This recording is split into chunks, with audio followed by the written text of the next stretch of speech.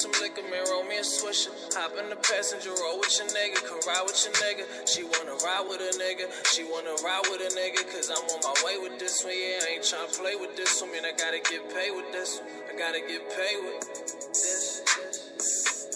Fuck is you talking about? Your nigga tryna come doing them rides now. Old bitches screaming they side now. And fuck any nigga ain't feeling me. That shit they be saying they killing me. I walk on them squares like I'm Billie Jean. I walk with the dead like a thriller scene. Then I turn this shit to a thriller scene. Ride on niggas, won't stop tacos. Suicide on niggas, come through dumb clean. The highs on niggas, yeah. Cocaina, I'm in love with cocaina, yeah, my mama name is Coca, I'm the son of cocaina, baking soda, spin the water, and I still step in the building, feeling like I'm Richie Porter, I done came up from the mud, got my change up on these fuck niggas, my gang up to no good, we pull them things out just to crush niggas, ain't shit you can tell us. Good afternoon, everybody. We are back to Big Man on Campus. We're back with the Daily Show. Every day, Ryan, 5 o'clock Eastern. Welcome back. How you doing, buddy? Good. That's my co-host, Ryan D'Amico. Ryan, it's a good day, man. It's good to be back. Yeah. I know for some of us, like myself, one more day of work, so a nice little extended weekend. So times are good right now. Yeah, I hear you. We are back at 5 o'clock, which is great. It's nice to be back. It's nice to be able to do the show every day, and we have a need for it because college basketball is back, and I'm looking forward to breaking it all down. Sean, you out there, buddy? I'm here, man. We got Sean simulcast as well. Sean simulcast Ryan on Periscope. He's blasting it out to all the Periscope people. So welcome to everyone out there in the Periscope world. We are on Spreaker. We're at the Big Men on Campus podcast. You can find us there every day, 5 o'clock Eastern. Sean, good to have you back, my friend. Sean and I are both, Ryan, from C2C, sportsfirm.com. The show is sponsored by that website as well. So let's jump into everything. And Sean, obviously, we'll do it like we always do. Get your opinion. Get everyone's opinion here. We'll break down college basketball. We'll break down college football. Plenty to do tonight. A lot going on. So, again, if you're out Periscope, you're out in Spreaker, feel free. Send over a question if you have one. We will be willing to break anything down.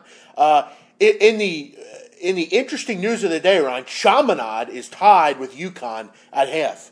Yep. How about that? UConn really struggling out of the gate. I mean, you know your schools and you know your mascots. If you can give me the mascot for the Chaminade. Sean, do you know Chaminade's mascot? I don't off the top. No. The Silver Swords. Yep, the Silver Swords. Which is they're not a well-known school, but they host this tournament and they're hanging with UConn. So Kevin Ollie, they have to get that crew going. They're off to an awful start, UConn, to the season. So yeah, exactly. Lost at home to Wagner. So.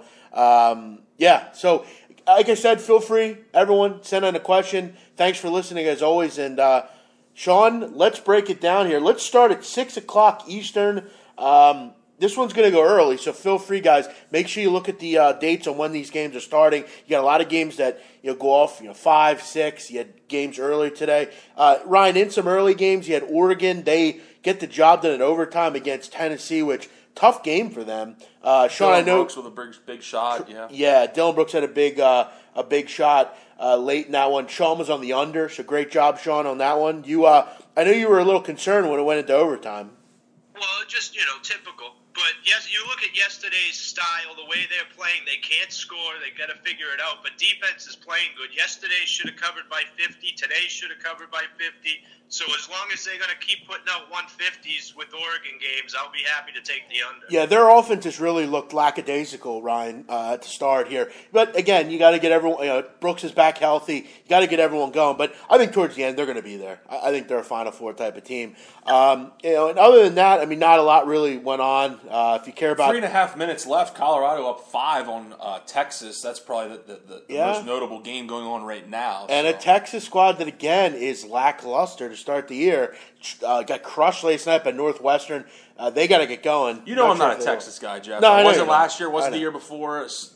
If they lose today, it sounds like maybe it's the same old song with the Longhorns. I mean, Shaka's got to get his recruiting in there. But, again, they're not running offense. They're not playing well. Sean, let's jump into it here. I know this one people I'm not sure how many people will be interested in this game, but I think it's a pretty interesting game, to be honest.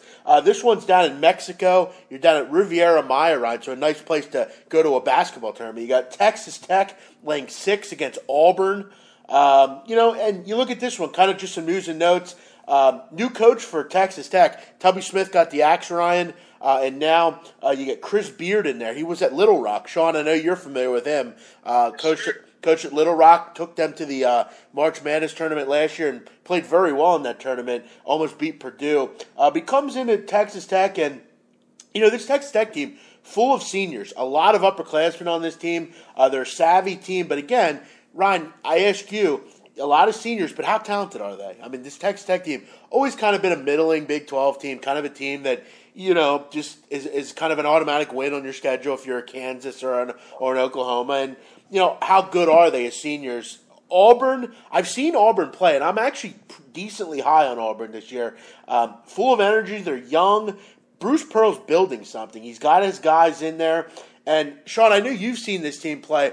Auburn is a high-flying, really energetic team. They love to run up and down the court, and they play that press-style defense. I wonder how Texas Tech will react to that. You don't really see that every game.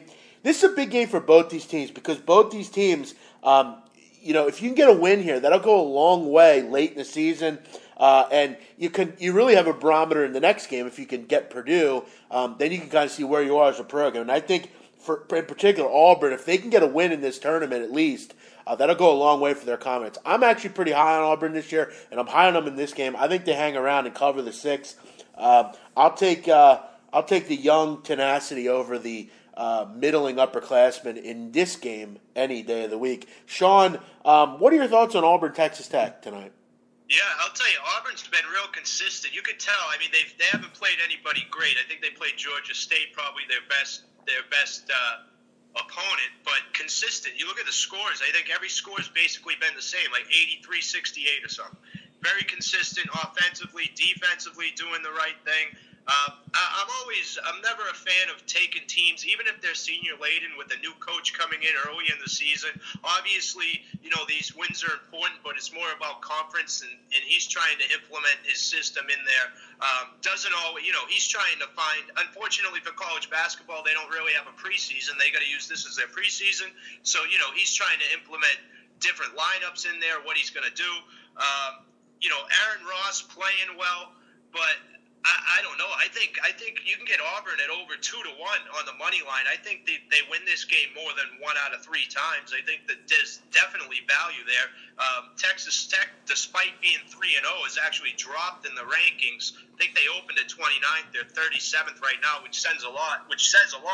Obviously, Auburn trending in the right direction, and I just like the way they've just been consistent from beginning to end in all 3 games, all facets of the game. They're shooting the 3 well, playing great defense on every aspect. I think and they got a great coach. I like Auburn tonight on the money line. Wow. Yeah, I could definitely see them winning this game. And like I said, Ryan, this is going to go a long way for this team's confidence to go on the road to a neutral site, win a game, maybe challenge the Purdue in the next one.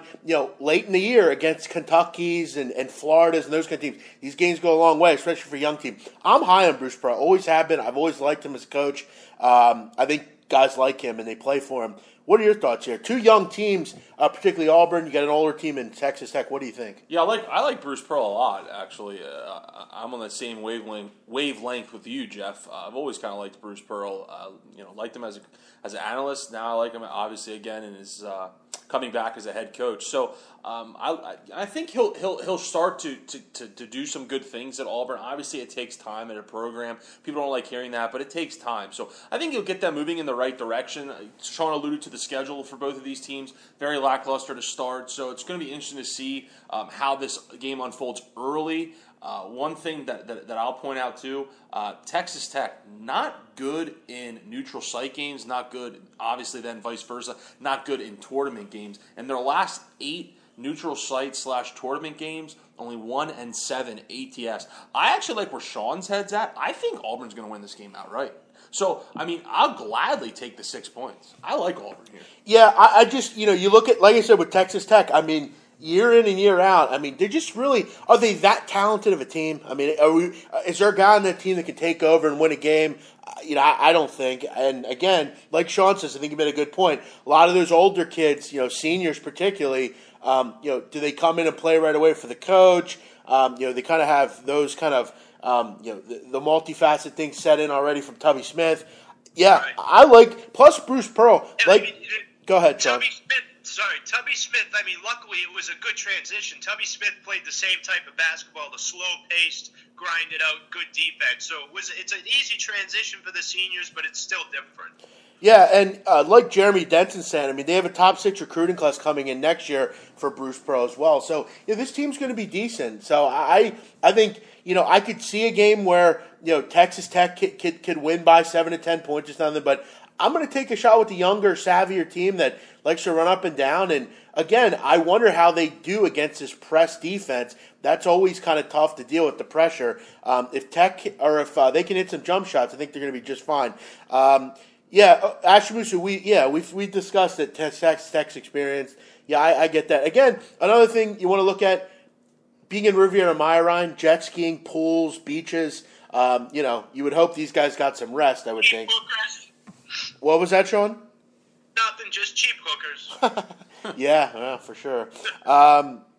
Texas Tech is a Sweet 16 team this year.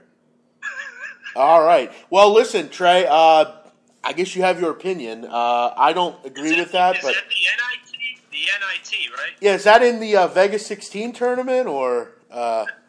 But again, you never know. I mean, Chris Beard, a good coach. We'll see, I guess. I'd be willing to lay a wager on that one that they don't. Let's move on, guys, to the next one. Good one in Hawaii tonight. Should be an interesting game. Wisconsin, -5.5 against Georgetown. Over under 135.5. Impressive win yesterday, Ryan, for Georgetown. They get out to a lead, give up the lead. Oregon with a massive comeback. Then take the lead back and end up getting the job done. Nice win for John Thompson III and crew. But now they play a team that they've seen for 3 straight seasons in this tournament. Pretty interesting. They've seen each other every year, and you look at what team's going to show up for Georgetown so far. Is it the team that beat Oregon, or is it the team that got crushed by Arkansas State? I mean, who is it? Who's that team? They also lost to Maryland, and Maryland's very down this year. So kind of a weird year, but Wisconsin settling in. Bronson Koenig, Nigel Hayes. Really good dynamic duo, but I think they're going to need another scoring piece here. Trey, we were just breaking balls, bro. You don't need to get. Yeah, Trey, we love you, Trey. Yeah, he gets hurt if you don't agree with what he says. It was just a funny thing. It was hard to believe. Really. It was just taken aback. I'm not sure anyone would. It was okay for you though when you came in and just started trashing Michigan right away. First thing you said. So I mean, dude, if you can't hack it, you can leave. No problem. We were just busting balls though. As far as Wisconsin here, they got to have some extra offense. They need Zach Showalter to hit a couple shots here as far as kind of giving them something at the guard position. But Ethan Happ and Nigel Hayes have been very good down low. They both erupted for 17 and 16 last game. We all know Wisconsin doesn't beat themselves. I just think they're the better team here, to be honest. I don't know that they're going to be able to handle a defense quite like this. Wisconsin's held teams under 60 points so far per game and shooting under 39% as well. For me, I'm going to go Wisconsin here. I think they win this game nearly by double digits. I like Georgetown. Good story yesterday, beating Oregon, but I think Wisconsin's a little bit different animal. I think they'll be ready to go tonight. I think their overall just wear them down. I like Wisconsin here. Ryan, I'm going to start with you. What do you think about this one? Yeah, if you remember, these guys played in last November, actually, earlier in the year, and Georgetown actually won that matchup by double digits. So, not to say this is a revenge spot or anything. I mean, basketball is a lot different than the game of football where you only play a certain amount of games every year. So, but just throwing that out there. But yeah, I'm high on this Wisconsin team. We talked about them. Obviously, I think a lot of people are. We talked about them before the season started, Jeff. Just kind of the players they have coming back is pretty remarkable. they play good defense. That's obviously been their staple for a long time. And I wonder how Georgetown reacts here. I wonder how Georgetown reacts. Wisconsin's only loss was to a good Creighton team, a team that you touched on Twitter I saw after that game, and a couple other people. Creighton, a team I think that will obviously take a step forward this year. But getting back to Georgetown, after a big win yesterday, an emotional win. I mean, that was a gritty game. That's an emotional win. You let the lead slip away. You get it back. You're able to hang on. So that game, I'm sure, took a lot out of them. Now you have to play another team that really prides itself on defense here. I'm not sure Georgetown has enough to kind of hang around in this game. Look, I think Wisconsin rolls, personally. I kind of have a feeling. Georgetown, to me, just the last few years, ever since Georgetown and Otto Porter left when he lost his last game against Florida Gulf Coast, ever since that game, this hasn't been the Georgetown team that we're kind of accustomed to seeing. Yeah, they've been a very average team. They just don't have that feel. So I like Wisconsin. Yeah, and I think, again, like you said yesterday, Oregon just really was poor offensively in that game. They're struggling right now on the offensive end, and Georgetown kind of exploited that. But, Sean, are you going to agree here? Do you like Wisconsin in this spot? Yeah, there's a few numbers to back it. I mean, you look at Wisconsin, you mentioned both teams pretty good defense, but Georgetown's played a lot of teams that shoot from the perimeter. They're still allowing over 52% shooting from inside the arc. You look at a Wisconsin team, right, 8th in the nation, 12th in the nation inside the arc, shooting over 60%. How about the offensive glass? They're the 8th best offensive rebounding team so far through a short period. I get it, but Georgetown ranked in the 300s as far as 37% of the time they allow an offensive rebound. That's a huge discrepancy when you think about it, The only way Georgetown really stays in this game is in turnovers. That's the one bugaboo Wisconsin has had. They've turned the ball over a ton. But, I mean, once they get into the half court, Georgetown's in big trouble down low. I could see Wisconsin just constantly pounding the glass, getting a ton of second chances, probably going to the line a ton. And you mentioned it, yeah, they beat Oregon, but really, I mean, Oregon can't score. They won that game almost by default. They still only put up 62 against a good defensive team, but this Wisconsin D is a lot better than that Oregon D, especially down low. So I expect, almost like you said, a double-digit win. I mean, I was pretty close to sending this out as a client play. Just sometimes in these tournaments, some teams catch a little momentum. So, but I'll be playing it. I like it. I like Wisconsin a lot. So. Yeah, I'm definitely high on Wisconsin. I think we all are in this game particularly. Like I said, defensively, Wisconsin's really good. And the turnover thing's kind of weird because they're a team that does not beat themselves. They don't turn the ball over. They don't foul necessarily. They're very, they're very disciplined on that level. So it'll be interesting. But, yeah, I mean, as far as the offensive rebound, a comment by Sean, great point. Ethan Happ, Nigel Hayes, I mean, they're really good down low. Sean Walter, too. I mean, a lot of veteran guys. Not as talking down low, just talking veteran guys. Yeah. 24% of the misses they get. Yeah, that's impressive. And, if Zach Showalter can come in and hit a three or two once in a while, they're really hard to beat because they have that extra guard to really shoulder the load off Bronson Koenig. So, yeah, I think this is just a team that's better than the other, and I think they'll wear them down. Kind of like you saw last night with Notre Dame. Notre Dame, in the last 10, 15 minutes, the game was within 7, 8 points, but every time Colorado hit a shot, Notre Dame was right back there hitting their free throws, just kind of extending the game, and then ended up moving on and winning, by 7, 8 points. I think that's what you see here tonight, but I think you see more or less a double-digit win by Wisconsin. Next one.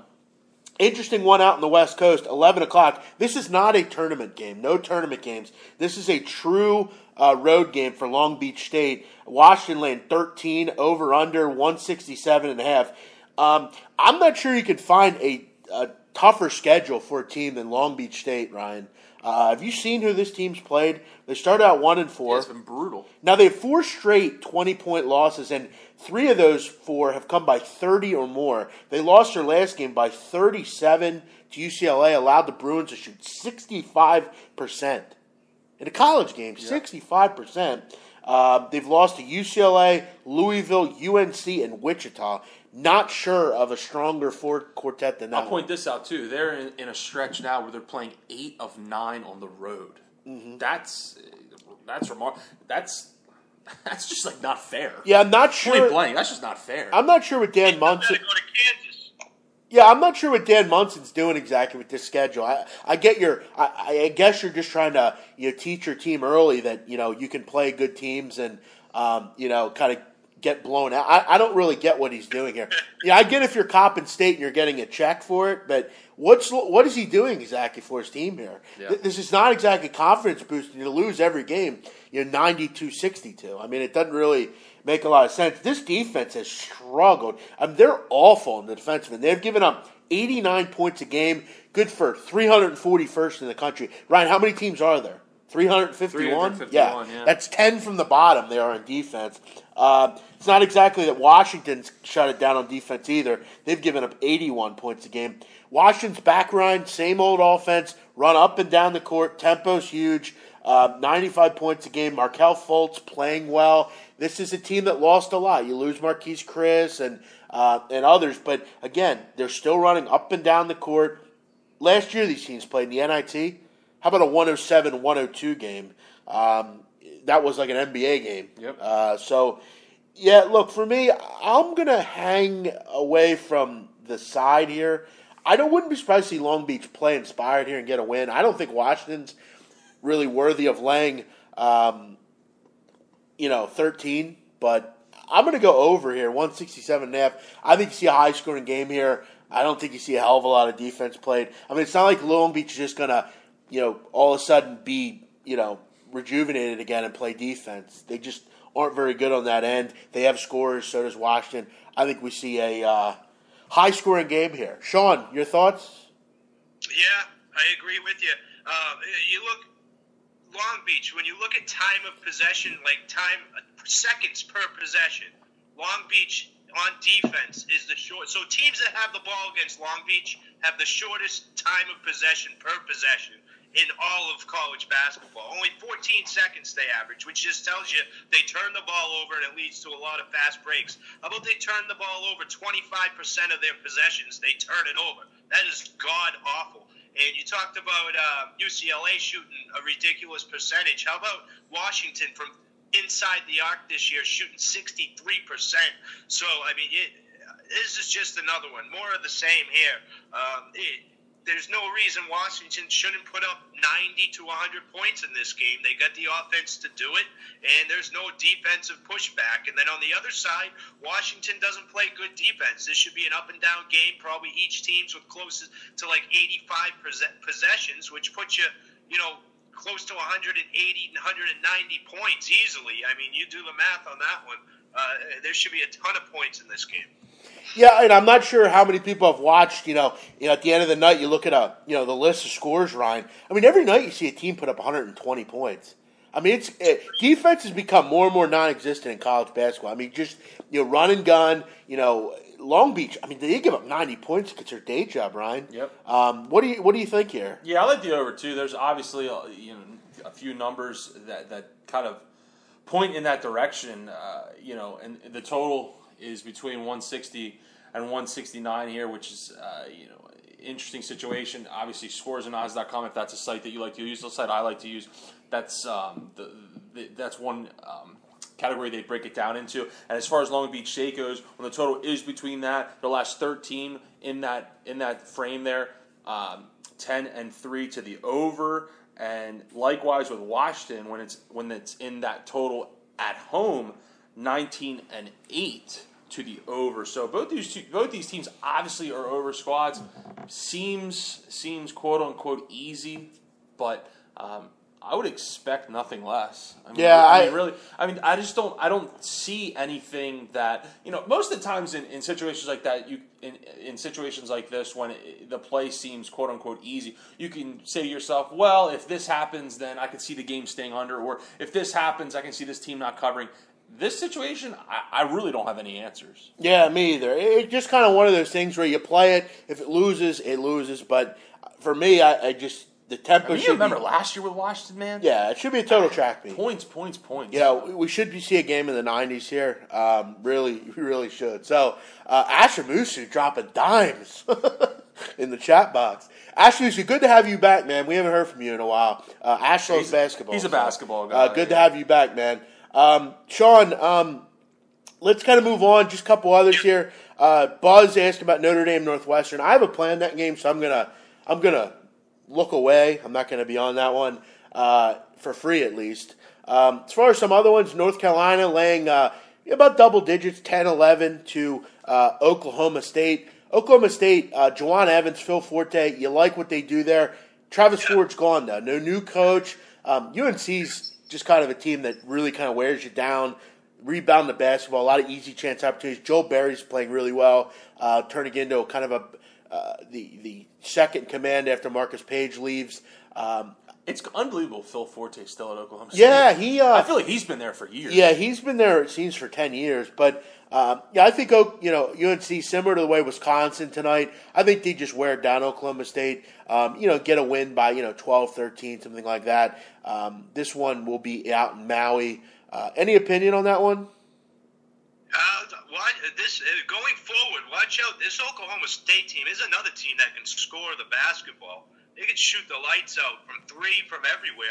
I don't think they got enough to beat Carolina, but I almost trend towards.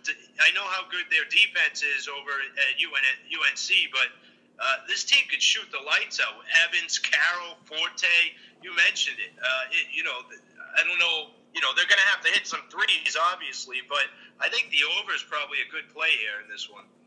Yeah.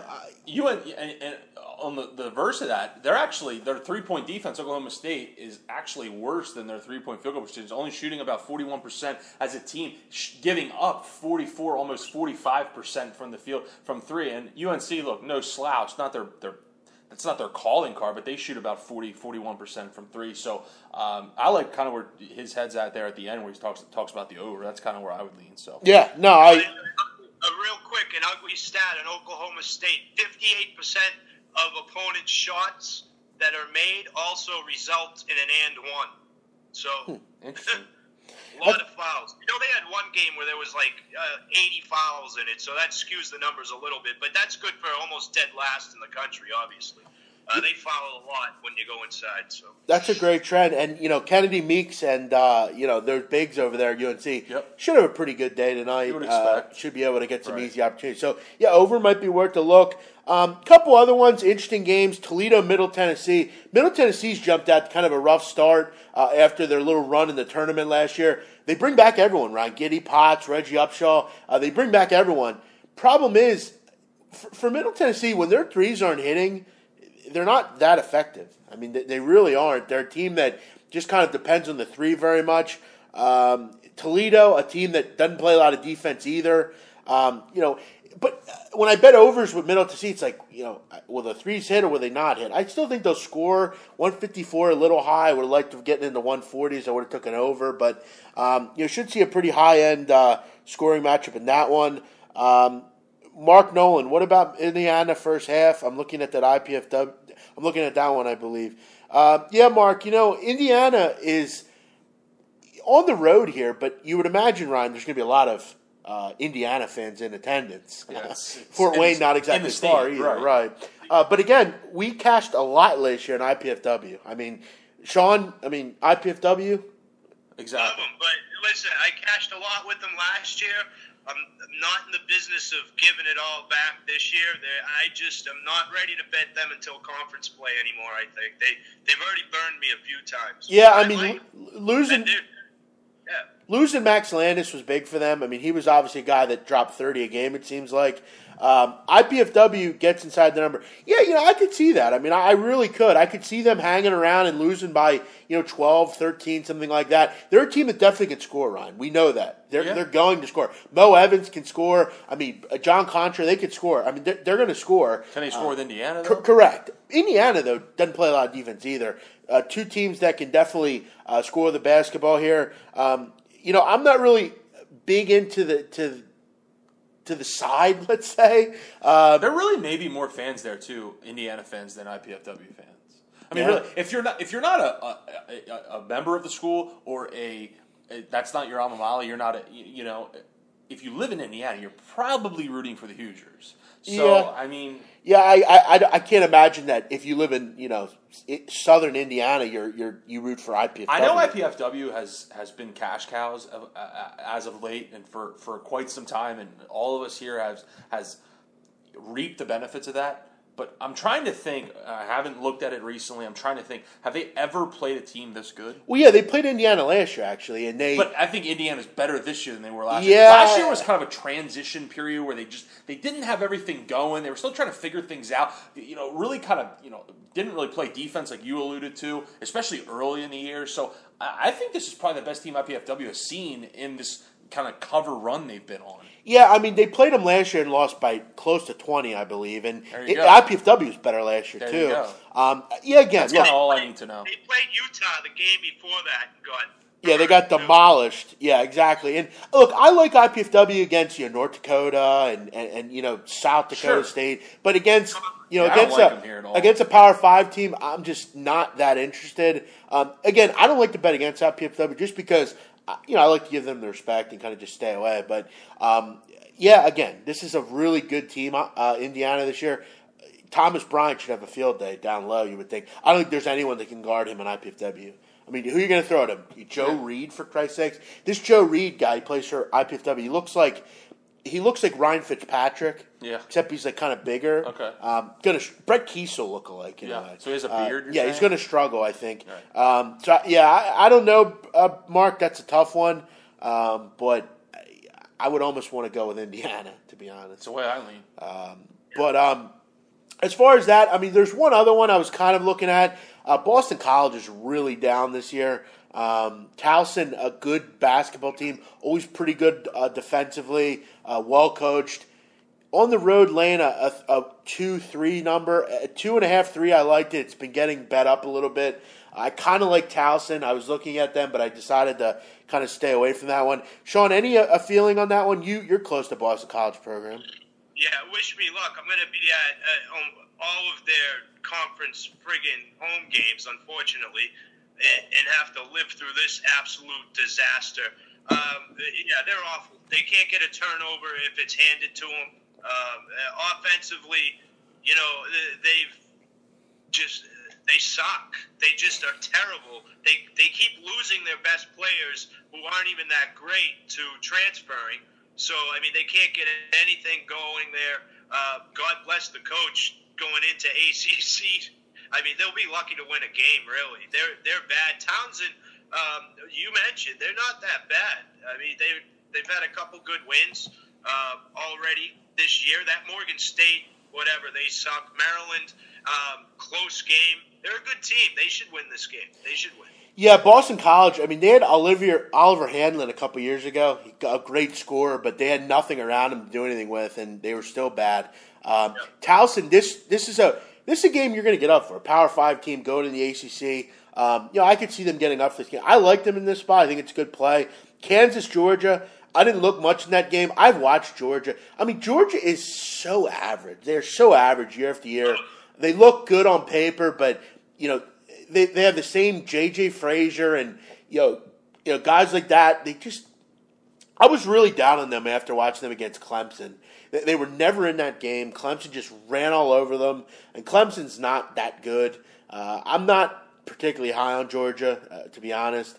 I didn't really even look at the game. I didn't look at the number. I don't know what the number is. Kansas or nothing for me. Likewise. Anything? Kansas's defense is way too good to. Georgia can't really shoot the ball from three. I think they're ranked. What are they ranked? 250th in the country. They were last year too. So you're gonna tell me they're gonna stay in the game by banging inside on Kansas? I don't see that happening. Don't see it happening. Yeah, I also want to point out, Mark, good point you make. Ryan Towson, a couple years ago, they were really down. They had. He's right. They had lost like 30 in a row, I think, and now they're kind of a team that in the CAA that's pretty competitive, and they've done some good things down there. So good for them. They look like a good play tonight. Let's move over to football here. Got Maction tonight, which is something that we all look forward to, don't we? Could I just say one thing about that Townsend thing? Real quick about Townsend. They stuck with Pat Sherry through that whole thing and let him develop the program, and now it's turning around. I mean, any other program would have let him go the way that started, but they stuck with him, and it's sort of starting to turn around. It's always good to see because you never see that anymore in any college athletics, letting the coach do his thing for a few years. Yeah, it's nice that they did that, and they don't really have a lot to. It's not like they can really. They're Towson basketball, but again, they're in a pretty good basketball conference, and they stuck with their guy, and now he's doing his thing. So good for them down there. SEC's down except Kentucky. Agreed, very much so. I like Auburn. I will say, can they beat Kentucky? I don't think. That's how you know the SEC's down when you say you like Auburn. Yeah, exactly. Florida's a good team. No, Florida's decent. Alabama can give you some. I like what Avery Johnson's kind of building there, but Georgia, I'll Missouri. tell you what, Alabama is a team to look forward going forward. Mark my words. They just reeled in 2 enormous recruits. Avery Johnson's doing really good things in Alabama. Going forward, watch out for them next year. Well, why wouldn't you want to go to that program? Really. You have a great sports program there. You have a great campus. They care about their sports. School. It's a good education. Yeah, correct. On the quick point about the SEC, did you see Bruce or not Bruce? Martin? What's his name? Frank Martin. Frank Martin. He lost a ton of weight. Did you see him? Did he? He looks like looks weird. He still looks mean as all hell. I actually saw him smiling, so he did. Oh, really? Yeah, he was smiling. Maybe he's turned a corner. Yeah, I don't know. Maybe the weight loss was big for him. I don't know. Yeah. But let's move on to football here. I got Maction tonight, which we love our Maction, Ryan. First one here. By the way, guys, I have nothing on Akron, Ohio. The line hadn't been put out till recently. I don't have much in that game at all.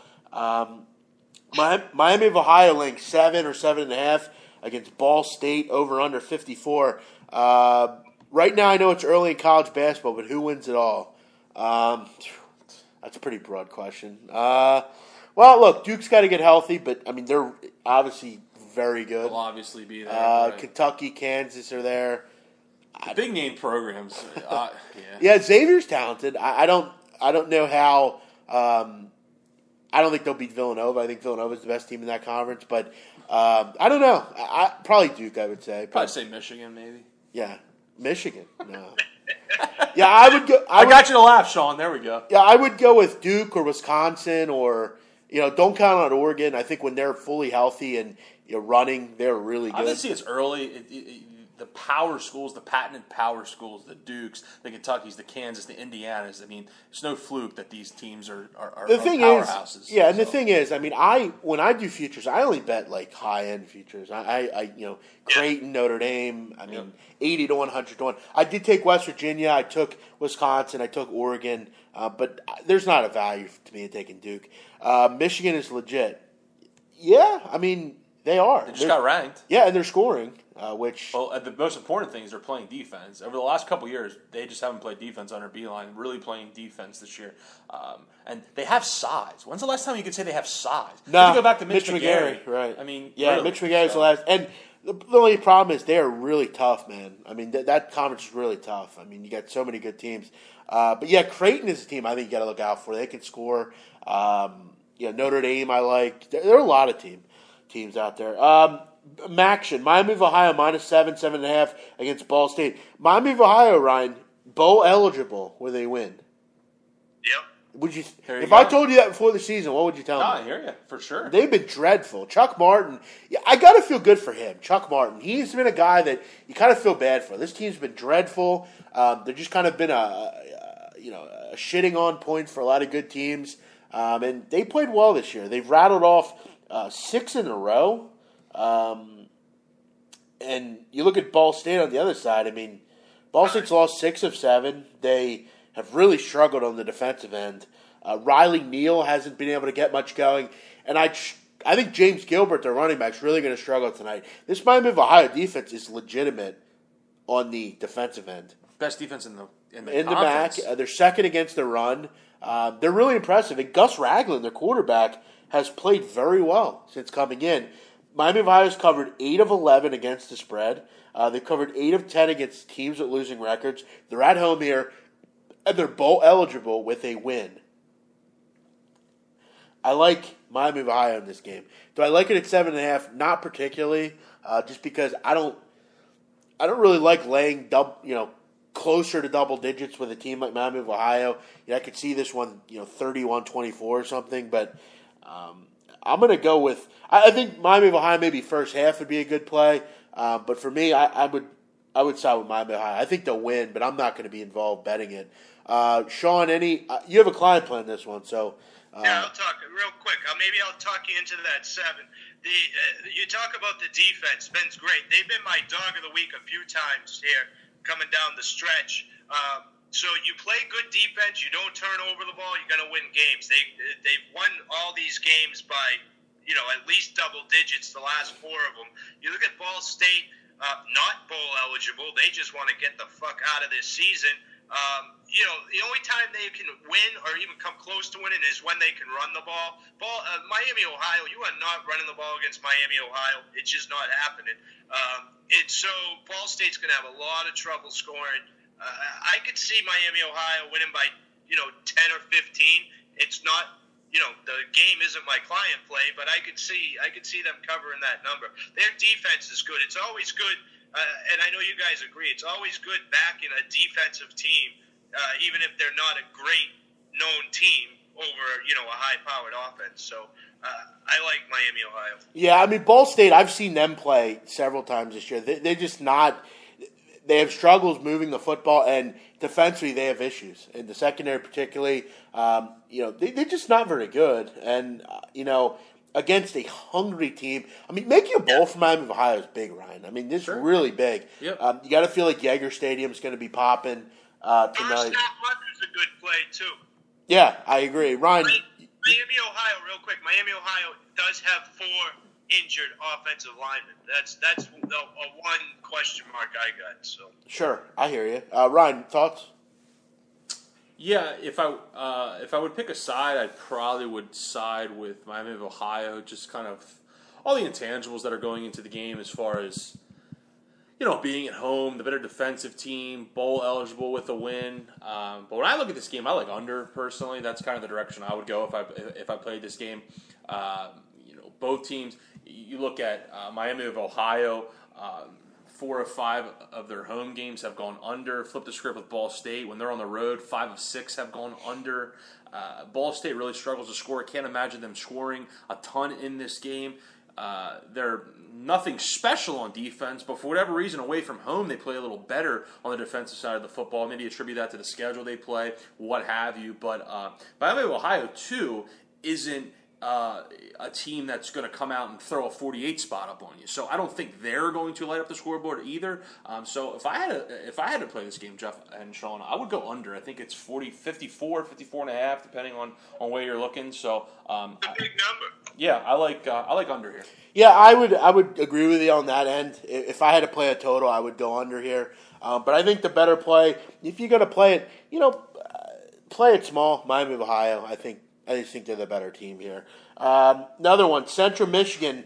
This one's been flying around. It's around to pick 'em against Eastern Michigan. Last year, I mean, obviously you'd be all over Central here, but EMU's played inspired football this year. Totals at 58.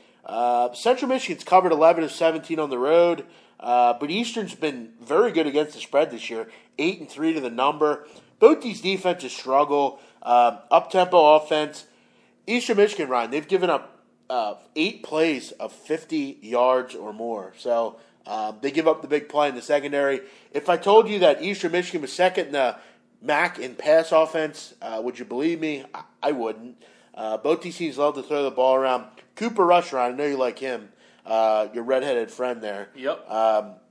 He's 518 yards away from breaking the career passing record in the MAC. So, again, he's a guy that has been really impressive there. Is he going to break the record tonight? That'd be pretty difficult. Wouldn't surprise me if he did, but I think he gets 300 or 400 yards for sure.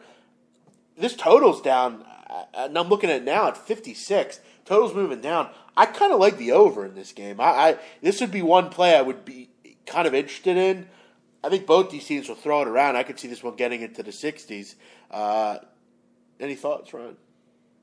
Yes, Central Michigan. I'll tell you what, talk about a team that really kind of let me down. I think maybe let a lot of people down coming into the year. I think a handful of people probably expected more from this team, expected them and Western to be the two teams to really kind of battle it out. And you saw when they played each other, and it was a home game for Central Michigan, they just got shellacked against Fleck and the boys down there. So that kind of is concerning. I think you really kind of pin that on their defense. I mean, this is a team that defensively just isn't getting the jobs. I mean, they're giving up 35 points a game on the road this year, and now you got to go to Eastern Michigan, a team that can score, that's scoring into the 30s as an average this year. I like the over too. I would side Eastern slightly, but Cooper Rush obviously the best player in the field, so that kind of talks me off of that. So I'll stay away from the side and kind of look at the overplay kind of that you alluded to. That's kind of where my head would be. So for me, which is kind of ironic for me, 2 totals on 2 of these MAC games. So. Yeah, you don't see a lot of running with these two teams. I know Spalding, I think he's out for Central. Eastern has a running back out as well. I think you see a lot of dependency on the pass here, and neither team's great against the pass. You see a lot of wild games in the MAC, especially during the week. We haven't seen a lot of them this year. This one might be one of them, 38-34 or something. Sean Harnish, what are your thoughts? Yeah, thank God there hasn't been a lot. I made a lot of money betting on no points in this conference. You have. You had a good read on that, sure. Yeah. I'll tell you this. Both of these teams are just – it's like the tale of two halves. Last week, Eastern Michigan played great first half. No show in the second half. You see it with Central Michigan getting down early, playing a better second half. If I wasn't to play a total, I would wait to half, and I wouldn't be surprised if one or the other team's up 10. Oops, I think we lost. I knew that was going to happen. I think I lost. I was going to tell you to stop, but my fault. I knew that was going to happen. I knew it. My bad, guys. My bad. But I think he was leading over. Let's get him back. Sean, you there, buddy? Sorry, I think we lost you. You got me? Yeah, we got you. Yeah. So there you go. So yeah, I mean, like I said, whoever's down in the first, I would say take them in the second, just based on the fact neither team can put 2 good halves of football together. Yeah, I sorry to drop you off there, Sean. My bad. But I think we can all agree, guys. Over probably the play here. Sean, you like Miami high on the first one. I think we all agree with you though for sure. Yeah. Sean, anything else tonight as far as on the card that you want to chat about? What was it? It was one basketball game I wanted to mention. It was Pepperdine Little Rock. We all know, they lose their coach. We talked about that earlier. But they didn't go too far. They bring in their assistant that's been there forever, so they're playing the same style. Defense has played very well. Still, despite losing a lot of their strong guard play. And you look at Pepperdine, not a great offensive team. However, defensively also playing good. Both play really slow-paced games. This one was close to being a client play. It would be a free play I send out later. I got it at 140. I think it might be down to 137. But I think you see a typical game here where, it's 62-60 or something to that effect. Yeah, Little Rock, a team that really played great defense last year. They made us a lot of money, and so did Pepperdine. I mean, I've been on Pepperdine a lot over the years. Should be I think a close to the vest kind of, possession after possession kind of game. I like it. Sean, as always, great stuff. Always good to chat with you. We have you simulcast. Any questions from any of the people over there, Sean? I think we covered a couple. We talked about the one that two people asked about. Arkansas, Minnesota. Any opinion on that for basketball?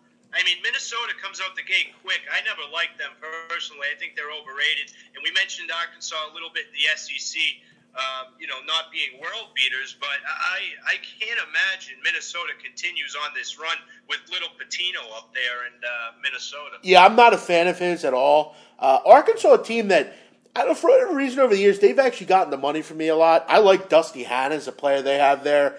I'm not a big Richard Pitino fan. I think coming into the year, I don't think a lot of people were very high on them in general. I would go with Arkansas, to be honest. What's the line in that game? In the Arkansas game? Yeah. I think Minnesota's favored by like 2. It's up to 4.5. 4.5. Yeah, 4.5. I'd go with Arkansas if you ask me, honestly. I didn't look too much into that one, but I'm a fan of Minnesota in football, not exactly in basketball, though. So, yeah, I would go with that. Sean, you and I and Ryan, we like Auburn +6. You like them on a money line. Wisconsin -5.5, and Washington Long Beach over 167.5. We also like Eastern Michigan and Central Michigan over 56 in football, and Miami of Ohio -7 in football. Sean, great stuff, man. SheetSportsroom.com. You can find Sean over there. You can find me over there. You can find everything going on over there. Have a great night, buddy. Thank you. Thanks, Sean. Yeah, you too, guys. Have a good one. We'll Take talk care. to you real soon, buddy. See ya. Absolutely. Sean Harness joining us live on the air. He's also on Periscope currently, breaking down his stuff. Minnesota hasn't left home. Arkansas's first road game and have to travel all the way to Minnesota. Team squad is much improved. Yeah, but are they 4 or 5 points? A tough place to play. Yeah. But they didn't play particularly well there last year. I'll tell you what, man. That's an interesting little tip that Trey drops there. But are they 4 or 5 points better?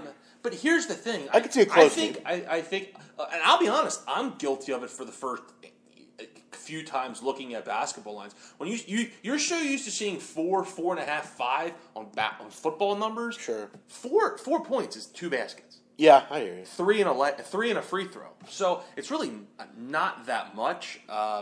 So Ryan, good at math. Just throwing that out there. So. Jeff, quick question. Do you and Ryan focus more on basketball during this time of year, or are you still invested in football? What should handicappers be focusing on in November, December? That's a good question. Focus on what makes you money. Yeah, I mean, really. If football's making you money, right, stay there. Right. If basketball is your thing, obviously transition to there. I think during the week, focus on basketball. Right. I mean, because there's not a lot of football going on. You can cap football on Thursday and Friday. You don't necessarily need to cap it on Monday or Tuesday. Focus a lot more on basketball during the week. Like I've told people before, Ryan, when you cap basketball or football, whether it's in college or whatever, find teams that work for you. Find teams that get you money. You don't have to spend a lot of time capping them because you know about them. Sure. And it's really just all about the numbers. I'll tell you this. I haven't had a great year in college football. I've struggled at times. It's been a tough year. But at this point, you kind of know so much about the teams. It's kind of quick. Exactly. I spent a lot of time during the days, during the week, doing college basketball, though. So there's a lot going on, though. He's right. A lot, NFL, college. You just got to take it day by day and kind of focus a couple days on one, a couple days on the other. But don't blow your head up, man. Yep. Stay the course. Football will be better now with rivalry, conference championship week, and bowls. Yeah, it's all more spaced out. It really kind of gets real exciting starting this weekend. Ash is right. Yeah. Trey is right. Trey is right, yep. Let's move on, guys. Just kind of some news and notes going on in sports. With this daily show, Ryan, we get a little bit more involved with life and things like that, as far as what's going on in the world, that kind of thing. Yeah, college football's been tough for a lot of people, man. I don't think you're alone on that. So, Notre Dame today, Ryan, they had some big news with their football program. Yeah, what a shame. Academic misconduct. They're going to have to forfeit wins for the 2012-2013 season. Seemed like to me Brian Kelly was just kind of, okay, no big deal. We'll move on. It's not that big a deal, is it? Supposedly a trainer provided athletic benefits in 18 different courses over the course of 2 years. So basically, in layman terms, that means he found ways to get them good grades in classes, kind of off the record. Sword falls on Brian Kelly here. After a bad season, and now this, you had some issues with the law with certain players earlier in the year. This is becoming kind of a negative thing. Negativity's been around this team. I agree it is a stupid punishment if you ask me. I agree. It doesn't affect these kids. These kids didn't ask for that. Just the same way in Penn State or wherever where you do something from 1998, that didn't affect these kids that are there now.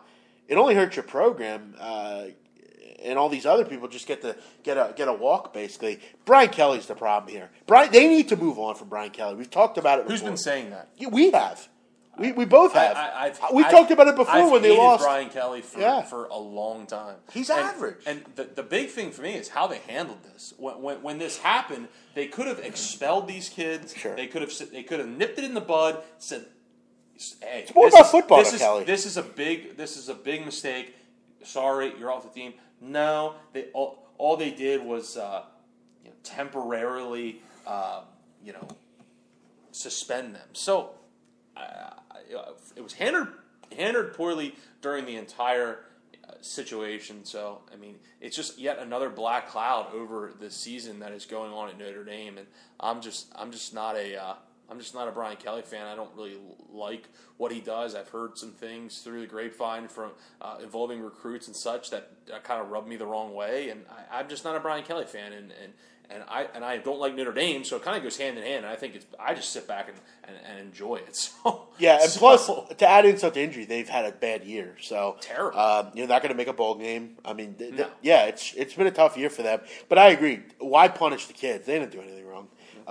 The coach is the issue here. Let's move on here to some other things. Charlie Strong out of Texas.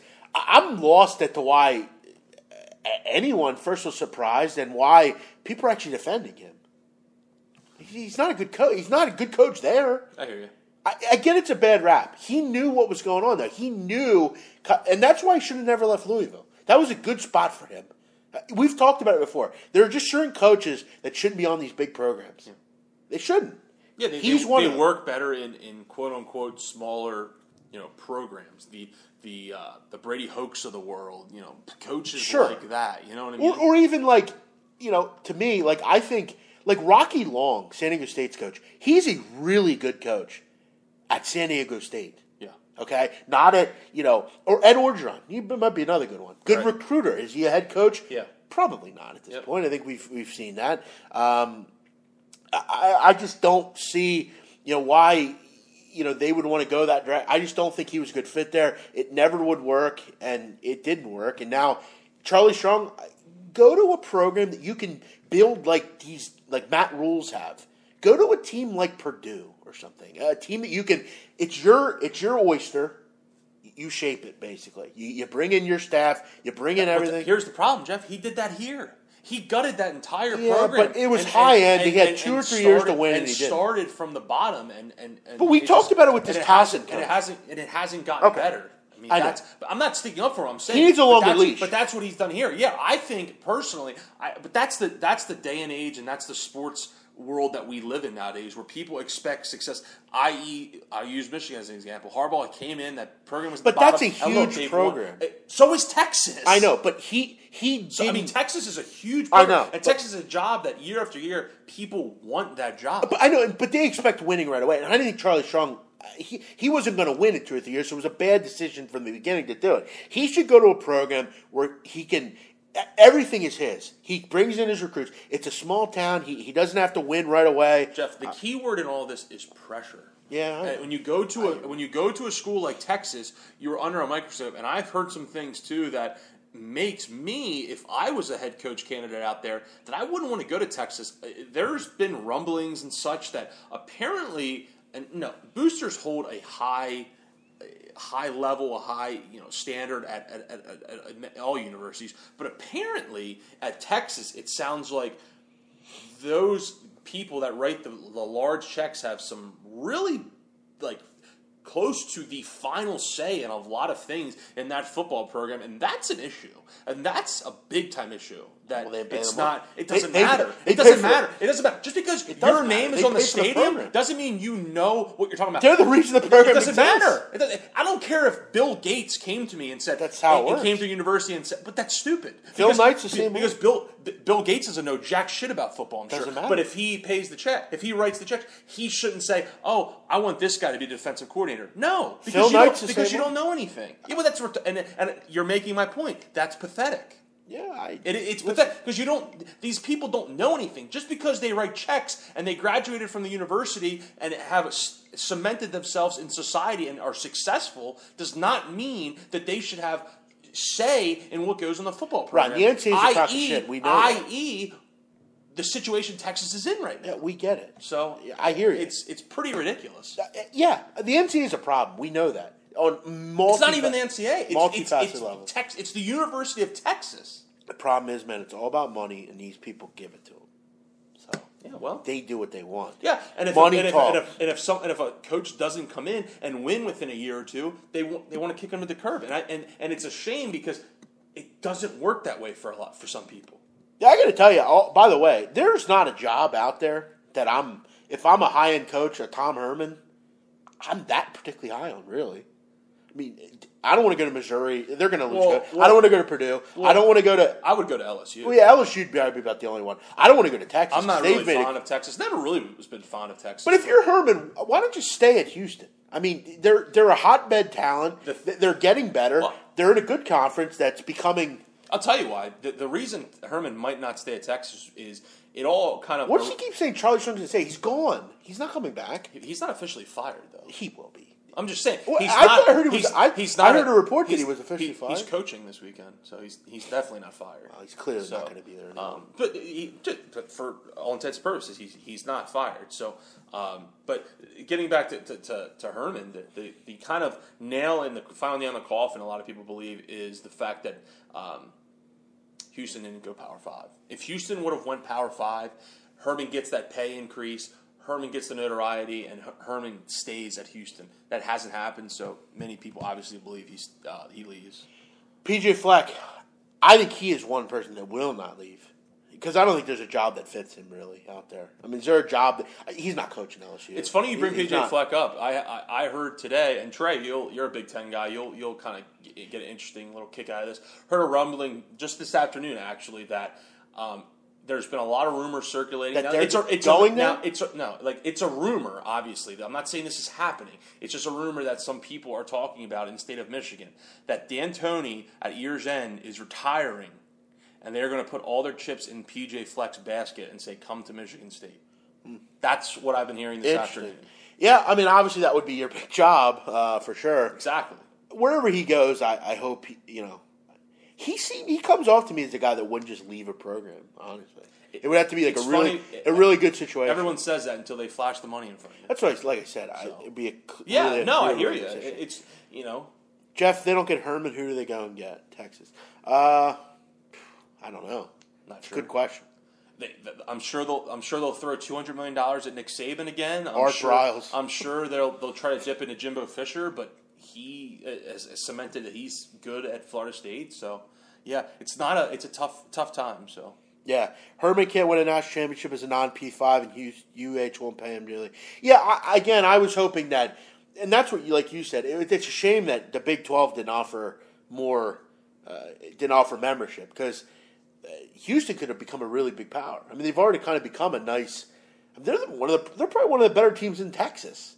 Who's better than them in Texas? And that's why I think it would be in Herman's it would be a really good thing. No, I'm saying if he went to Texas, that would be fantastic for Coach Herman because he recruits the state of Texas so well. Right. I mean, he was able to steal Ed Oliver and some of these upper echelon kids from the Texas schools. And imagine if he went to Texas, the in-state school. I mean, that would be really interesting. Sure. One other story: DeAndre Levy. Ex-Penn State players appalled by his comments that he was the best part of his career was breaking Joe Paterno's leg in 2006. A group of more than 20 players basically commented and said that they found it appalling and to joyfully and proudly take credit for earning a defenseless human is sad in of itself. Agreed, 100%. Do you agree with that, Ryan? I agree with that. You can't. You hurt an old man. You broke his leg. Yeah. And I get you don't support what he did, but and that's why that's why Levy made the comments that he did because of the way the situation was handled there, and it probably shows some class, and it probably appalls him, and it probably makes him sick, like it makes a lot of people sick. Sure. And the fact that, he was able to physically hurt Joe Paterno, maybe in some way he liked that. Definitely lack of moral integrity there. If you're DeAndre Levy, but at the time he obviously didn't try it. Yeah, no, it would be different. But to come back and say it would be now, different had he knew it at the time and recklessly abandoned and went on the sideline and ran over Joe Paterno and tried it. That would be different. Obviously, he's just saying he's happy that it happened because of the situation. So, yeah, for sure. I personally don't have a problem with it. Okay. Really, I don't. That's the way he feels because of the situation. If it was Jim Harbaugh, If you molested a child and I hurt you, I wouldn't feel. He didn't molest if a child. If you hid the fact that someone you knew molested a child and I hurt you by accident, I probably wouldn't give two shits about it. Right. So. Ryan, we have Ohio State, Michigan coming up this week. Really? And obviously that's a huge rivalry. Oh, okay. So I figured, come up with a couple rivalries, some of our favorites. Obviously, at Michigan, Ohio State, and you have Alabama and Auburn, good one. Iron Bowl coming up. I'd say what it's a good rivalry in the that South. But that doesn't I don't know. For some reason, everyone talks about the Iron Bowl, but that doesn't pack the punch. I feel like that some other rivalries do. Well, I was just bringing it up because it was. No, I know, but I'm just giving my opinion. I think the best college rivalry, probably is North Carolina Duke, particularly in basketball. Obviously, that Tobacco Road Showdown. Sure, that Tobacco Road Showdown is huge. It's a great game every year. A lot of fanfare. Look, for me, I think the cool thing about that too is they play twice a year. Right. I think probably the better one, and just for a certain reason, Yankees Red Sox, I think, is probably the best rivalry in sports. I mean, you have, for me, I know Michigan and Ohio State hate each other, but I think there's a lot of visceral hate between the Yankees and Red Sox. I mean, they hate each other. The players don't like each other. I mean, you remember Pedro Martinez and Don Zimmer? Remember that? Yep. The walk-off in 2003. They played over 2,000 times as well. Obviously a great rivalry there. Cowboys-Eagles. I mean, around here, that's a big one. Yeah. I hate the Cowboys. And I know you do too. Yeah. Phillies-Mets. A lot of people hate the Mets as well. What's your favorite rivalry? Well, let's try to go. We're talking about because if we're going to talk about the teams that I root for, it's either Eagles, Cowboys, or Michigan, Ohio State. And what team do you hate the most out of all the teams that you don't like? What is the team you hate the most? That's tough. It's obviously between Ohio State and the Cowboys. Probably, I haven't liked college football as long as I've liked the NFL, so I guess I would have to say the Cowboys, but.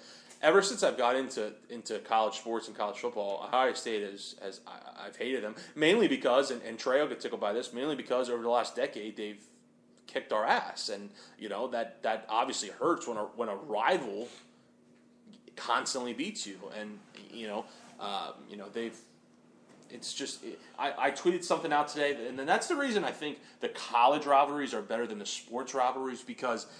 You constantly get new players into it year after year after year after year after year, and the big thing that I like is that the schools are involved. I mean, I tweeted something out today of a Michigan dorm rooms having the lights turned on and it spelled out "fuck OSU." Yeah, that moral character there was a little low, Ryan. I didn't like it. I think that's hilarious. Low integrity. Yeah, so I would go. I don't know. I would go Michigan, Ohio State. I thought that was cool as well. How they all kind of. But it's cool, like because the students do different things, like vandalize certain landmarks on school campuses and stuff. I just think that's neat because then they can get involved. It's just because if you're a Yankees fan, I'm a Red Sox fan. Like, what can we do? Just talk shit to each other. Yeah, and that's the thing. I'm not going to vandalize your car, right? Right. I mean, Well, in Philly they'll do that. So. They'll beat people up and all that kind of thing. That's Mike B versus Jeff. It's a good rivalry. Yeah, that's been going on for some time. Yeah, Michigan Ohio State has dictated the national championship game more than any other school. Best rivalry, hands down. Okay, yeah, I can't lie about that. Sure, I that rivalry is fantastic, and it's going to possibly do that again this year because whoever wins that game is. Well, before we get to the 5 questions, which we do, and we'll explain what it is in a minute, tomorrow night, Ryan, Wednesday evening, day before Thanksgiving, breaking down all the action in college football this week. That will be a game clearly we'll talk about, so feel free to tune into that. We'll go at 9 o'clock Eastern, so no daily show. We'll just go at 9 o'clock Eastern. Ryan, do you think Michigan wins? Don't say anything. We'll talk about that tomorrow. Sure. So, Trey, we expect you back tomorrow night for the daily show. We will break down that one against the spread. 5 questions time, Ryan. Again, this is a personal thing. We like to talk. We like to talk about life in general. Ryan basically comes up with 5 questions that are connected to life or sports, and we answer. You never know what'll come out. Yes. You never know what'll get thrown out. So it can be sports. It can be just regular questions about whatever. So, first two actually are about college football. So, give me your top 4. And and this is interesting. I'm going to switch this around. I'm hoping not saying who are the overall best team. Correct. Okay. Who would you put in the top 4? I'm not saying like yeah. oh well, Clemson only has 1 loss and so they should be like if you could pick the top 4 and it was I love that question. These 2 teams versus these 2 teams. Yeah. Who would be in your top 4? I love that question, Ryan. That's a great question, and I'm glad you added in the extra wrinkle. Alabama, okay, USC. Yes, I think they are because of how they're playing. Right now. I think right now they're the second best team in the country overall. I do. I like USC. I'm gonna go Michigan, honestly, because I think Michigan's really multifaceted. Their quarterback's not great, but he does enough. They have a very good running game. Their defense is fantastic, and coaching obviously is big for me. Ohio State's right in there. Number 4, that's a tough one. Would you go? Obviously, it couldn't happen. So, but would you go Alabama?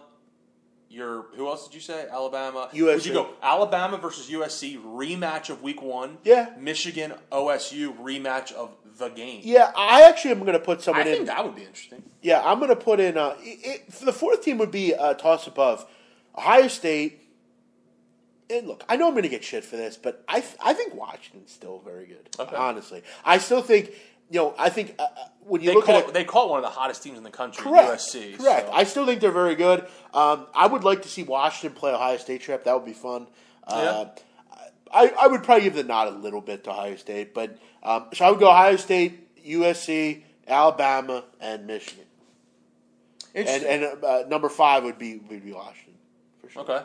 Yeah, I think it's interesting because I think that USC is actually. They're really good. I think USC is a wild card because of just how well they're playing. I mean, this team. Remember where this team was 4 or 5 weeks into the season. This team has shot up to 13th in the latest college football playoff rankings, which ironically comes out in an hour or 45 minutes. For me, I would go Bama. Michigan, Ohio State, and my 4th team. Look, I don't like Louisville. Oklahoma. Yeah, I mean, offensively, they're Oklahoma. The way Oklahoma is kind of gelling right now, and really just, I mean, you talk about them and USC. I mean, if you said to me, if I could see Oklahoma versus USC right now, I think Ohio State Michigan on Saturday should be fantastic. But I think if Oklahoma played USC, that game would be better than Michigan Ohio State. I hate to say that, and that hurts me to say, but I really think that those 2 teams, the way those 2 teams are playing right now, that would be fireworks. If you said to me who's the best offensive team, Oklahoma. I think Oklahoma's dangerous. The fact that it's going to be interesting to see where Oklahoma's ranked too when these rankings come out because they technically still have a shot at this to be that 4th team in. Yep. I mean, they really do. I'm hoping they do. I have a future on them, so I would love to see it happen for sure. But that's a great question, Ryan. I like it. Question number 2, like I said, also related to college football. Who is your Heisman Trophy winner besides Lamar Jackson? Because it seems like even though Lamar Jackson had the down game against Houston, it seems like he's still going to win it. And I think he should still win it. Just because he had one down game. To me, I think that... So, besides Lamar Jackson, who gets your vote? To me, I think it's all about the most dominating player. Okay. The player that can't be stopped. No matter who they play, I don't care about schedule. Okay. It's who's on your schedule is who you play. Yeah. I think Donnell Pumphrey's had the best year of anyone. Yeah. What he's done at his size against guys way bigger than his. I mean, he's literally 200 yards away from breaking Ron Dane's record. Yep. That's impressive. Yep. Just like last year. I thought the most dominating and it's funny, player... if he didn't have a down game last week, he would only need a handful of yards this week. To me, I thought last year, I thought Keenan Reynolds was one of the more dominating players you'd find. He owned everyone. Yep. I would pick him, or I would pick Peppers, to be honest. Wow. I think Peppers is so fun to watch. So multifaceted. He can do everything. People want to downplay Jabril Peppers.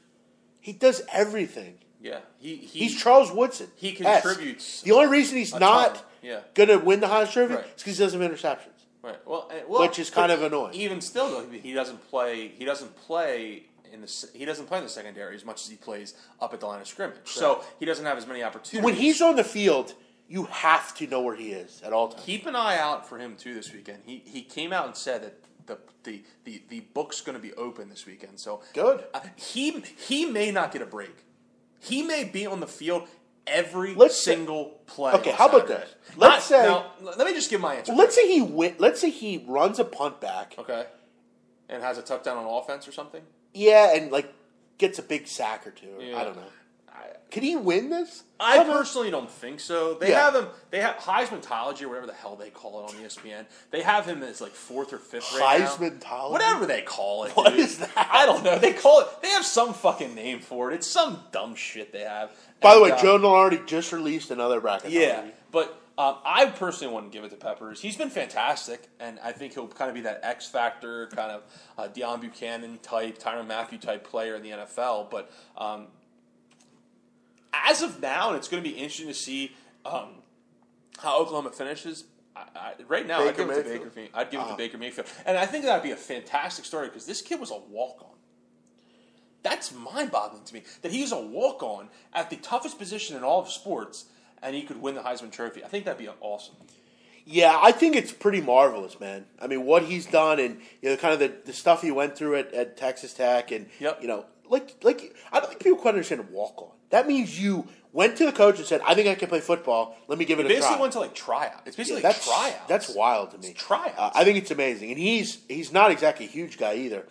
Quick question before you get to your final three. Okay. Just try to do this quickly. Who's the best overall quarterback in the country? I'll tell you, that is a fun question, an interesting question. If you had a game, you had a big game to win. Yeah. Who do you put on who's your guy? Well, if you put it that way, because I'm not high on the quarterback class coming out this year. I'm really not. I mean, there are talks that the Browns might take Trubisky with the number 1 overall pick this year, and I think that's comical. He's great though, Trubisky. He's had a great year, but and people he's need really to accurate. understand that fine line between college football and NFL football, and the line is so, and the margin is so wide. So, but if you give me the question, if you had to win one game, who would you pick? I would go with Deshaun Watson because he wins. Wow. And he rises to the occasion on big games. I mean, he almost single-handedly beat Alabama last year. Yeah, I hear you. So I would go to Deshaun Watson. There's no other quarterback out there that I would feel more comfortable with, just because Deshaun Watson has shown he can do it over an extended period of time. I like it. Okay, so that's where I would go. What do you got My third next? question. I'll just throw a small little NFL question in there. What do you think, not what you think the Super Bowl matchup as of now will be, but what do you think the best Super Bowl matchup would be? What do you think the best matchup would be? Not what you think it's going to be, but what game do you think would be the best, the most entertaining game? Cowboys-Patriots. Cowboys-Pats? Yeah, for sure. Which I think it's that would be interesting. I think, and it sucks to say this, but it's kind of setting up that way. I mean the Cowboys just look unbeatable, really. Yeah, they do. I mean they would have to play a poor game to lose. Yep. I mean they're going with fool's gold right now. They're just winning and everything's working for them, and it pains me, but it's gonna be interesting if they falter, if they slip up a game or two, and Seattle gets home field advantage. That's it. I don't think Dak can go into Seattle. Yeah, I don't. I wouldn't take Seattle just because I'm sick of seeing them. I want to see someone else. I know, but I want to see. No, I think them and New England would be a great game. But I'm sick of seeing New England too. Yeah, but I can always see. As much as I love Tom Brady, I mean, I love Tom Brady, but it's I get a weird kind feeling. of annoying to watching every Super Bowl with them in. I get a weird feeling with that defense. Their defense has struggled. I don't know. Yeah. It'll be interesting, but I think Cowboys against anyone would be interesting. Yeah. Next question, fourth question is, give me a college basketball team that has jumped out at you so far this season. That's kind of opened your eyes. Notre Dame. 4 games into the season. Okay. I love what they're doing. Okay. I think they have one of the most complete starting fives you're going to find. I think they're well coached. They can score. I talked about it a couple years ago, 2 years ago. I told everyone they would Jerry and Grant team. Yes, I told everyone they would go to the Final Four, Elite 8. And Got close. Yeah. Listen, Matt Farrell, really good point guard. Your typical Irish point guard. Vesturia, leader, makes his free throws. Dude, they hit their final 25 free throws last night. Yeah. Bonzi Colson is a matchup nightmare. Beecham gives you a lot down low. They have some depth. They can score. They play really good defense. I think they're really going to surprise, man. I really do. Mine's Creighton. Yeah, Mine is Creighton. I like Creighton. When they beat Wisconsin, that really opened my eyes. I didn't stay up for the game. I mean, if you guys don't know, I have to get up at like 5:30 every morning. So wasn't home, but there it are was some still a good win. Yeah, there are some. I don't care where it is. I mean, that's a great win personally. For a Creighton team that many probably didn't think they'd win that game. There's some obviously did that know about them and expect that from them this year. But yeah, that's where I'd go. I'd go Creighton. So I'll tell you right now. Last night, that win for them. I know it's Ole Miss, but they didn't look good in the first half of the game. They were down by double digits. Yeah, fought their way back. Maurice Watson. They have Cole Huff. They could score. They dropped 100 and something the other night. I saw. Right. They're really good. They're really good. They're well coached too. Yeah. Greg McDermott is really good. Yeah. So you've been there for a while. Yep. Last question. Thanksgiving Thursday. What are you thankful for? I'll give you mine. I'll give you a minute to think about it, just to get a good answer. Mine is family. Look, I'm Italian, 50% Italian, and family is really important to the Italian race. Obviously, if you know anyone Italian, that's it's true though. Same with us. Italians are really close knit families. I mean, if you see it on TV with certain shows that are legit Italian shows. That I mean, there's yelling, there's crying, there's loving. I mean, that's just the way Italian families are. And for me, family is most important to me. I don't know where I would be without my family, and they've gotten me through some really kind of really low lows and some really hard times and the thing for me and if and when I have a family I will be the same way is they're constantly supportive. I mean constantly supportive. Whether I fuck up or whether I hit a home run, it doesn't matter. They're constantly supportive. So for me, I'm thankful for my family, and I throw friends into family. So obviously you're one of my better friends. So I consider my core group of friends like family. So family as a whole to me is what I'm thankful. Yeah, I would throw that in too. I mean, I don't give my because I don't think a lot of people out there don't have the close knit family or the family kind of that we have to where we could go to our parents' house whenever. Sure. And our moms would make us dinner, and we could sit there and just shoot the shit. Sure. A lot of people don't have that luxury. Yeah, I don't talk about my family too much on here, just because you deal with so much shit on here. I kind of want to keep some things separate. But right. my parents have been on the show before. They have. We've heard both of them. And they have. Yeah, they're. I'll tell you right now. When I was a kid, when I was younger, you knew me when I was young. Yep. I was a fuck up. I did a lot of stupid shit. I was annoying. I did a lot of dumb shit. My parents. There were times I remember my dad. There were times where he told me maybe you should just leave, straighten up and fly right, or get the fuck out. Yeah, and it was trying. I think for my parents a lot. I made my mom cry a lot, man. I do. I remember, and now that we're older and you look back, my parents. I mean, you've been to my short house. You've been to my. I mean, my parents have given me anything I wanted always, and I can always count on you can always count on your family at the end of the day. You fight with, I fight with my sister all the time. Right. Fight with my brother, but at the end of the day, they have your last name and their blood. So, but I'm thankful for you, bro. And I'm thankful for that Primo sandwich I'm about to eat here. Yeah, it's fucking late. I'm starving. Go ahead, Ryan. Go ahead and leave, Jesus. Man. I'll finish the show up. Good questions. Yep. I thought you would ask something about, what's my favorite food or something. Oh, well, I thought of that, but that's such like a... Yeah. That's like I an easy. know. That's like an easy... I hear you.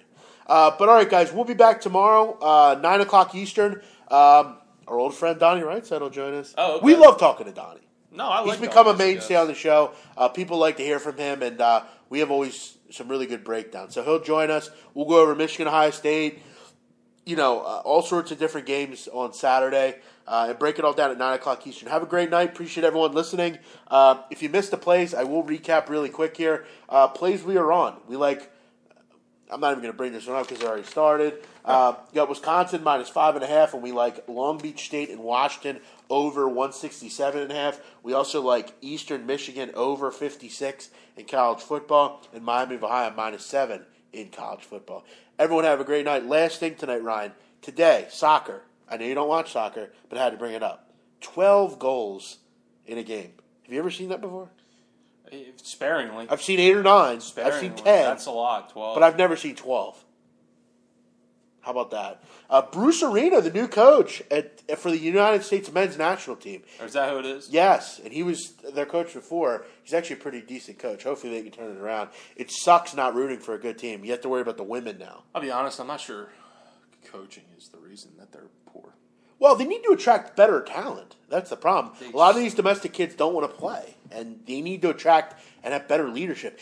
I don't know. One thing I want to point out, I do not like the fact when you have a national team, but you have a German coach. Yeah, I didn't.